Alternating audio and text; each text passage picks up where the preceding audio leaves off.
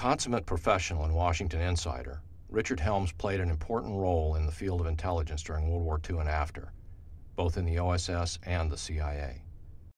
Intelligence was not Helms' initial career choice. He started out as an enthusiastic journalist.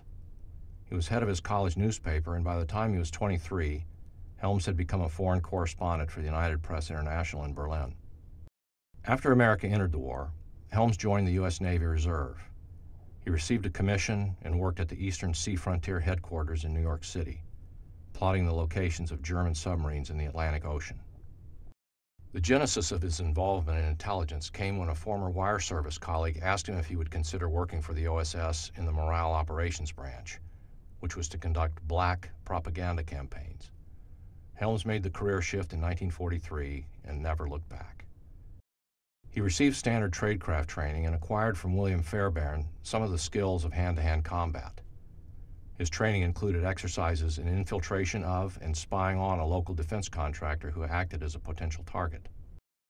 After completing his training, Helms began what would make up the bulk of his intelligence career, planning and directing espionage operations, at first out of the OSS's Secret Intelligence Branch in Washington. His target was Germany, and his agents were run out of Central Europe and Scandinavia. 1945 marked his first overseas assignment. He traveled to the London office of the OSS, where he worked under William Casey, another future DCI.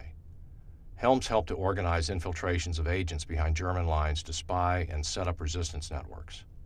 Returning to Berlin in 1945, he performed an odd variety of tasks, which he described as ranging from tracking down die-hard Nazis to searching for war criminals and seeking evidence of stolen treasure, not to mention keeping an eye on our Soviet allies. After OSS was abolished in 1945, Helms stayed in Berlin to work for the Strategic Services Unit. After the CIA was created in 1947, Helms went on to hold a number of senior positions, mostly in the Operations Directorate, until becoming Director of Central Intelligence in 1966 and serving in that capacity until 1973.